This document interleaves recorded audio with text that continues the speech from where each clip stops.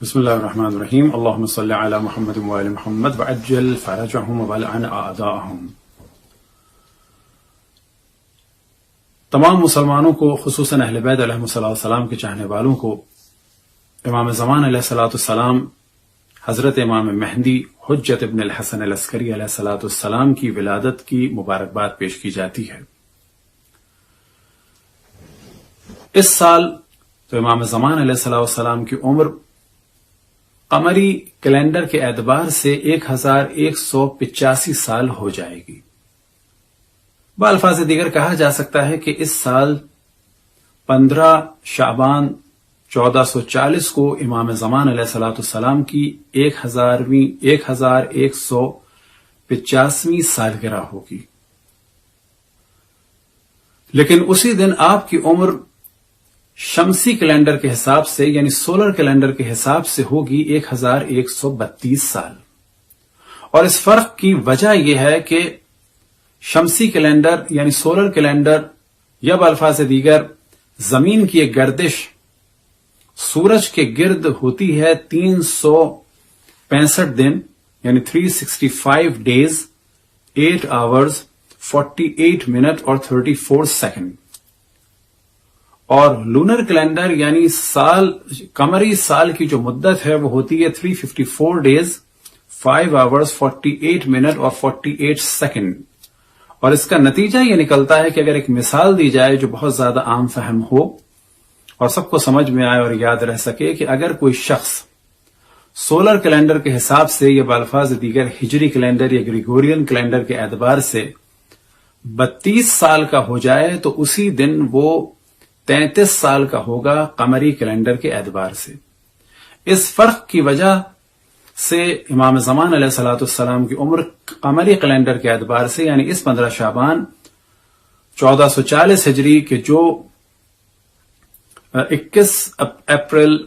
2019 کو ہوگا، آپ 1185 سال کے ہو جائیں گے، اور شمسی اعتبار سے 1132 سال کے ہوں گے، اور یہ فرق ہوگا 53 ایئر کا۔ اس دن امام زمان علیہ السلام کی خدمت اقدس میں بلا شک تحفے ہمیں دینے چاہیے،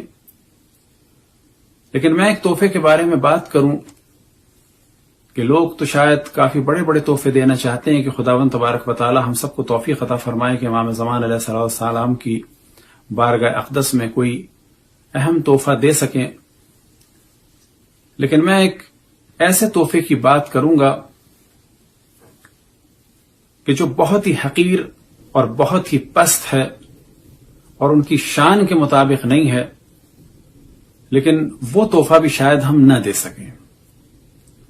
بس دعا کرنی چاہیے کہ ایک بہت ہی حقیر اور ایک بہت ہی معمولی سا تحفہ کہ جس کو امام کی بارگاہ میں پیش کرنا واقعا مشکل ہے، اور اگر اس تحفے پہ امام زمان علیہ السلام کی نظر پڑ جائے کہ جیسا کہ دعائے ندبہ میں ارشاد ہوا، وانظر الینا نظرۃ رحیمۃ نستکمل بها الکرامۃ عندک، کہ ایک ایسی نظر کرم رحمت کی ہم پر ڈالیں کہ جس کے ذریعے سے ہم اپنی کرامت کو آپ کی بارگاہ میں مکمل کر لیں۔ وہ تحفہ کیا ہے؟ وہ تحفہ ایسی چیز ہے کہ جس کی ابتدا بھی نجاست ہے اور انتہا بھی نجاست ہے، اولہ نطفہ و آخرہ جیفہ۔ اور وہ تحفہ کیا ہے کہ جو ہم امام کی بارگاہ میں پیش کریں اور امام خوش ہو جائیں گے؟ وہ تحفہ یہ ہے کہ ہم اپنی حقیر سی ہستی کو امام کی بارگاہ میں پیش کریں کہ ہم آپ کے اب مطیع و فرما بردار ہیں اور غلام ہیں۔ اور اگر محسوس کیا جائے تو شاید یہ تحفہ دینا امام کی بارگاہ میں بڑا مشکل کام ہے۔ بس ہم سب کو دعا کرنی چاہیے کہ خداوند تبارک و تعالی کی توفیق عطا فرمائے کہ امام کی بارگاہ میں اس حقیر سے تحفے کو پیش کریں اور امام اس تحفے کو قبول فرمائیں اور ایک ایسی رحمت کی نظر فرمائیں کہ جس کے بعد اس تحفے میں ایک بدل آئے، اور وہ بدل اس صورت میں آئے کہ ہم امام کے چاہنے والے اور صحیح معنی میں ماننے والے ہو جائیں۔ اور اسی جانب توجہ دلاؤں کہ حضرت آیت اللہ العظمیٰ وحید خراسانی کہ جس وقت کے صف اول کے علماء اور مراجع میں سے ہیں کہ جن کا علمی اعتبار سے کہا جا سکتا ہے کہ یہ عالم ہے کہ ان کے درس میں بھی وہ حضرات تشریف لاتے ہیں جو 20-20 سال سے درس خارج دے رہے ہیں۔ وہ ماہ رمضان کی نشست میں ارشاد فرما رہے تھے کہ میں بلا تکلف یہ بات کہتا ہوں کہ میں اپنے آپ کو کتے سے کم سمجھتا ہوں امام زمان علیہ الصلوۃ والسلام کی بارگاہ میں، کیونکہ کتا مشکلات اٹھاتا ہے، بھوکا رہتا ہے، لیکن اپنے مالک کو نہیں چھوڑتا، پتھر کھاتا ہے لیکن اپنے مالک کو نہیں چھوڑتا۔ مجھے نہیں معلوم کہ میں امام زمان علیہ الصلوۃ والسلام کے لیے مشکلات اٹھا سکتا ہوں یا پتھر کھا سکتا ہوں، اور اس کے بعد بھی ان کے ساتھ رہوں گا یا نہیں رہوں گا۔ دعا ہے کہ خداوند تبارک و تعالی اس 15 شعبان کو ہمیں یہ توفیق عطا فرمائے کہ ہم اپنی اس حقیر سی ذات کو امام کی بارگاہ میں پیش فرمائیں،